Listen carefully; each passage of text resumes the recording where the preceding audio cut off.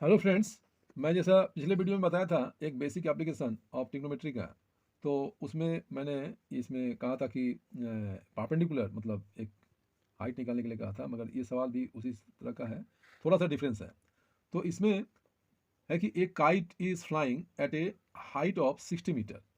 तो यहाँ एक काइट फ्लाइंग कर रहा है 60 मीटर की हाइट से। ये ग्राउंड है, ग्राउंड से 60 मीटर के ऊपर में एक काइट फ्लाइंग कर रहा है above the ground, ग्राउंड से ऊपर। The string attach to the kite is temporally tied to a point on the ground. तो ये इस ग्राउंड से एक स्ट्रिंग, एक सूता धागा उस काइट से बंधा हुआ है। तो वो पॉइंट है ग्राउंड का, वो है मान लीजिए 60 पॉइंट सी है। तो the inclination of the string with the ground C, ground is 60 degree.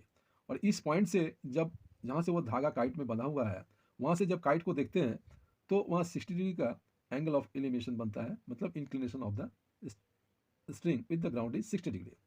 तो find the length of the string assuming that there is no slack in the string. तो ये बताना है कि इस स्ट्रिंग मतलब ये धागे की लंबाई कितनी है, मतलब इसमें हमको हाइपोटेन्यूज बताना है।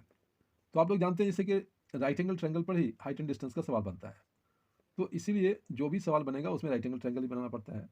इसीलिए यहाँ एक ट्रायंगल बना हुआ है ABC, और इस ट्रायंगल में इसके बारे में कुछ जो स्टेटमेंट लिखना पड़ता है वो इस तरह से होगा कि जैसे यहाँ पर हम लोग करेंगे क्या कि लेट करना पड़ता है। जैसे लेट करेंगे कि let A B the kite, A B the kite, A है वो kite and C A B the string, B the string. ये सी ए स्ट्रिंग है और ए है वो kite. To the kite, kite के साथ अटैच है, such that it's one end, इसका एक एंड टाइड है, मैंने बंधा हुआ है, one end tied to a point C, to a point C on the ground.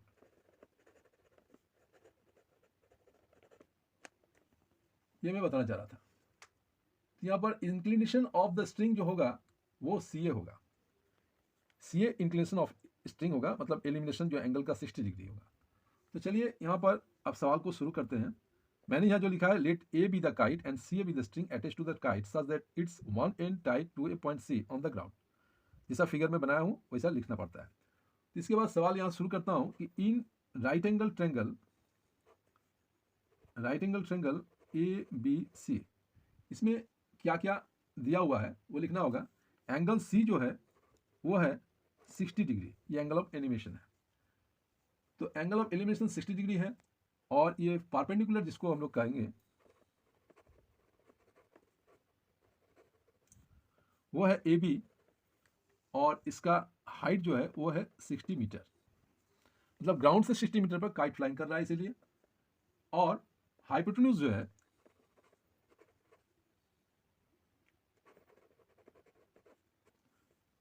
Hypotenuse AC है, जो हमको ये फाइंड आउट करना है AC क्या होगा, मतलब धागे की लंबाई क्या होगी। तो इसलिए यहाँ पर क्या दिया हुआ है, परपेंडिकुलर है और यहाँ हाइपोटेन्यूज है। तो परपेंडिकुलर और हाइपोटेन्यूज का जो रिलेशन है, ये जो रेशियो जो होता है, ये किस में होता है। ऐसे पिछले वाले सवाल में मैंने tan का दिखाया था, तो इसमें हाइपोटेन्यूज है और परपेंडिकुलर है, इसलिए साइन थीटा को अप्लाई करना चाहिए। तो इसीलिए यहाँ लिखेंगे कि देयरफॉर साइन सी लिखेंगे। साइन का 60 डिग्री लेना होगा, इसलिए साइन सी, एंगल सी 60 डिग्री है, तो इसलिए लिखेंगे साइन सी इक्वल टू, आप लोगों को मैं बताया था इसका रिलेशन कि ये होता है परपेंडिकुलर बाई हाइपोटेन्यूज होता है साइन का थीटा में। तो इसीलिए यहाँ लिखेंगे परपेंडिकुलर में है ए बी और हाइपोटेन्यूज में है ए सी। तो परपेंडिकुलर बाई हाइपोटेन्यूज ये साइन सी इक्वल टू हुआ। अब यहाँ पर ये साइन सी कितना है, तो 60 डिग्री है, इसलिए यहाँ लिखेंगे साइन 60 डिग्री इक्वल टू, अब ये परपेंडिकुलर में जो है वो है आपको 60 मीटर, इसलिए यहाँ 60 लिख देंगे, और हाइपोटेन्यूज को निकालना है इसलिए यहाँ पर AC लिखेंगे। ठीक है। अब ये साइन 60 का वैल्यू पुट करना होगा, इसका वैल्यू होता है √3/2। √3/2 होता है, तो √3/2 इक्वल टू लिखेंगे 60/AC, और इस तरह से AC का वैल्यू फाइंड आउट होगा। तो यहाँ होगा AC √3 equal to 60 into 2, therefore AC equal to होना चाहिए 60 इंटू 2 बाई ये √3। तो यहाँ हम लोग देखते हैं कि नीचे में जब रूट है, तो पिछले वीडियो में मैं रूट को हटाने का तरीका बताया था, यहाँ पर भी मैं वही काम करूँगा। √3 से √3 में मल्टीप्लाई किया जाता है, तो नीचे का रूट हट जाता है। नीचे में किया, इसीलिए न्यूमरेटर में भी करना होगा, डिनोमिनेटर में जो करते हो वो न्यूमरेटर में भी करना पड़ता है, तो इसलिए यहाँ पर भी √3 लिखूँगा। और इसको काटने से जो आता है कि यहाँ पर हो जाएगा 60 इंटू 2, ये √3 हो गया, और नीचे में √3 इंटू √3 ये 3 होता है। 3 से इसको डिवाइड करता हूँ तो ये 20 आता है, 23 या 60, और इसलिए इसका आंसर होगा 22 या 40√3। ये इसका आंसर होगा, वह धागे की लंबाई। इसलिए यहाँ लिखेंगे कि therefore the length of the string equal to 40√3, ये होगा मीटर आंसर। फ्रेंड्स, आप लोगों को ये सवाल कैसा लगा?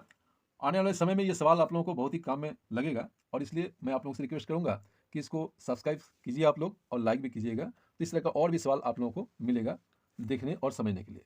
नेक्स्ट मैं दूसरे वीडियो में और भी अच्छा सवाल आप लोगों के काम के लिए जो होगा वो मैं लेके आऊँगा। वीडियो देखने के लिए थैंक यू, धन्यवाद।